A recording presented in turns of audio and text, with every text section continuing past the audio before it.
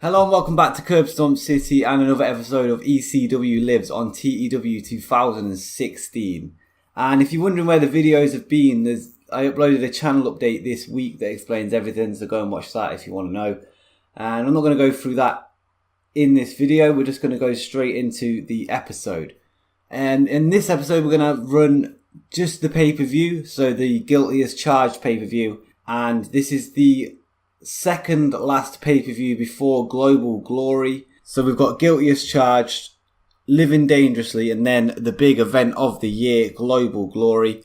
Yeah, so it's quite a big show. Before we get into it, I'm going to run through some contract offers that I've got going on at the minute. We've got Chris Hero and Claudio Castagnoli re-signing, so renegotiating their contracts from a pay-per appearance to a developmental, just to get them some matches because they've not been doing much. And then we're getting Amazing Red on a developmental, Dragon Kid on a developmental, and Chris Parks, also known as Abyss, on a developmental contract. And Dragon Kid's actually worked for us before, and he wrestled Kenta at an Osaka live event in January. They got a decent rating, so yeah, Japanese luchador. And yeah, it's a nice crossover, I think. And he was trained by Ultimo Dragon, and he's apparently the heir apparent to Ultimo Dragon, who is one of the greatest high flyers Japan has ever seen. So yeah, not bad.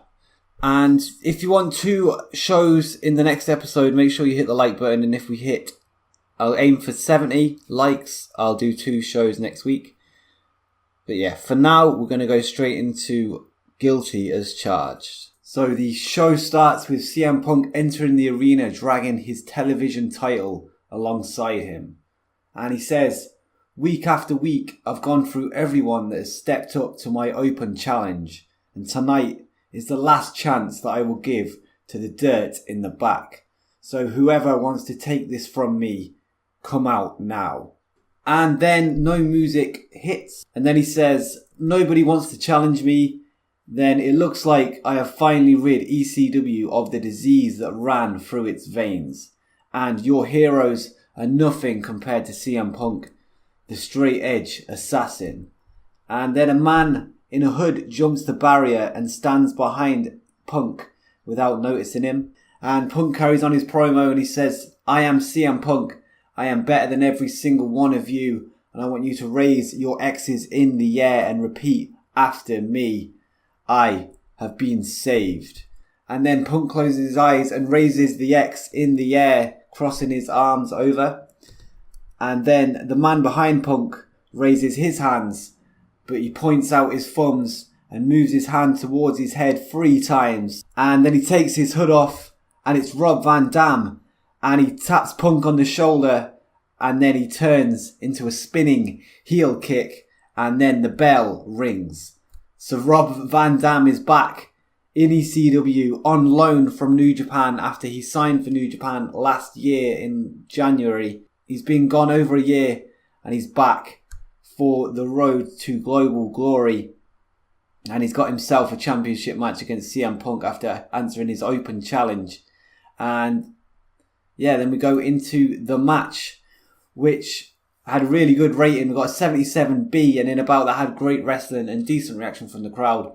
Rob Van Dam defeats CM Punk in 15 minutes 23 by pinfall with a frog splash, and Rob Van Dam wins the ECW World Television Championship. And this match got the crowd buzzing. CM Punk got a 73-70 for Rob Van Dam, and Rob Van Dam held the television title for ages in the 90s. He's famous for holding that championship, and he's back and he's won it again off CM Punk. And then Paul Heyman and Minoru Tanaka are shown overlooking the New York skyline in their studio. And Heyman says, "What a great start to the show, right, Minoru? The fans loved it, but they will love your victory over that phony vampire even more. And don't worry, everything he does is mind games. He doesn't scare us, right?" And then the lights go out, and then you see the silhouette of Minoru Tanaka guiding Heyman out of the room to safety. And when the lights come back on, Vampiro walks out of the corner of the room with Angel alongside him laughing. And then they look out of the window as the scene ends. And this got an 81B, so another good promo. mainly carried by Heyman's mic skills. And then in a decent match, AJ Styles defeated Low Ki in 12 minutes 41 by pinfall with a Styles Clash. And AJ Styles wins the ECW World Junior Heavyweight title. And yeah, Styles goes into the road to global glory with the championship. He gets better ratings than Low Ki. And I've got an opponent planned for AJ. So yeah, the better worker won this one. And we got 71C+. And then in a bout with superb wrestling and great heat, Rhino defeated Samoa Joe in 12 minutes 18 by pinfall with a pile driver. And it's just a shame that the matches happen so often and it's really affected the rating. 77 for Rhino, Joe with an 80, but we only got a 64C. And yeah, big win for Rhino, probably his biggest win since him losing the title at the end of last year. So yeah, Joe and Rhino have been built up really strong, and Rhino wins the feud in the end. So he's looking as dominant as ever, being able to defeat Samoa Joe, who has also been dominant himself. So yeah, I don't think either men lose in the eyes of the fans in this one, but Rhino gets the pin and he wins. But both men remain strong. And then in a bout that had fantastic heat and great wrestling, Sting defeats Sabu in 15 minutes 25 by submission with a Scorpion Deathlock. And yeah, we got 78 for Sting, Sabu with a 76, 80 overall. So another B. And yeah, the card is starting to get stacked now. And I'm really filtering out the people that just aren't good enough. And we need to get them ratings up to the same level as WWF. So there's some big decisions to be made. And some hopefully big hirings to be made as well. But yeah, I think we're doing well with what we've got and what's available to us so far. And this show shows it. So yeah, then we're going to carry on with Heyman and Tanaka. And they're walking down the corridor backstage. And Heyman says, "Don't worry, Minoru, like I said, it's all mind games. They will not take our title away from us." And Minoru says, "I know, Paul. I've got this."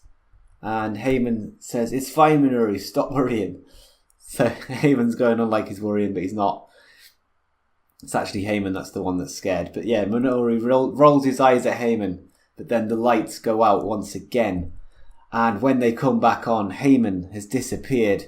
And then Tanaka looks around for Paul as he looks increasingly worried. So now it looks like they're starting to get to Minoru. And then Vampiro's music hits in the arena as the match is about to begin. And yeah, 74B-, so solid again. And then in a battle that had superb wrestling and great heat, Minoru Tanaka defeated Vampiro in 19 minutes 55 by pinfall. Minoru Tanaka makes defense number 3 of his ECW World Heavyweight Championship. Apparently the match deserved better colour commentary. We might look into getting a third man on the booth. Minoru Tanaka had an in-ring performance of 86. And 74 for Vampiro, so solid from Tanaka.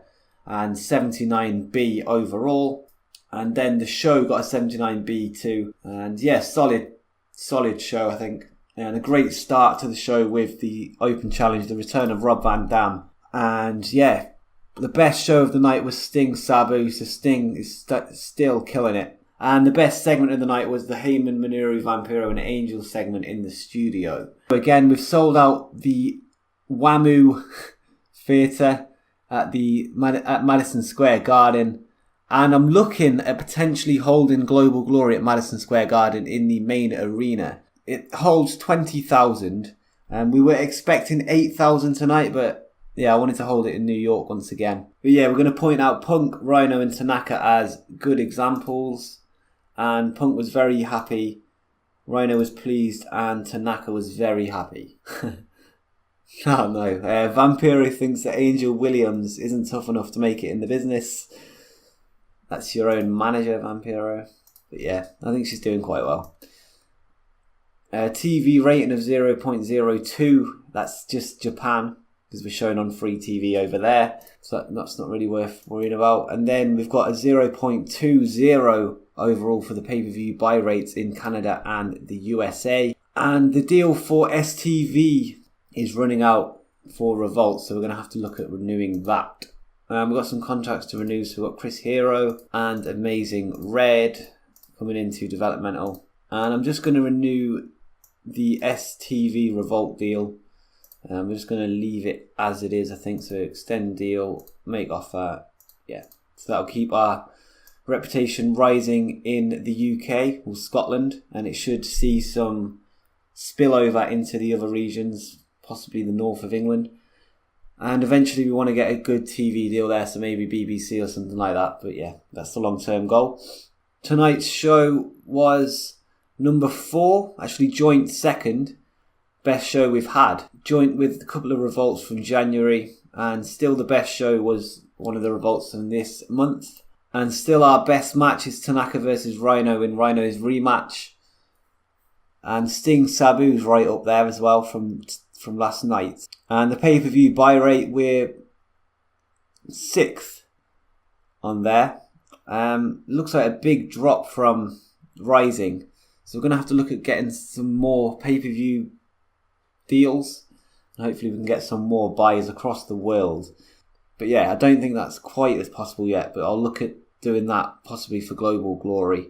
But overall, I think it's been a good episode, a good show, and a good rating. And if you've enjoyed it, hit the like button, and if we can get 70 likes, I'll do 2 shows in the next episode. Drop in your comments below for people you might want to see signed to the company, and also subscribe for more TEW 2016 and general wrestling content. And until next time, peace.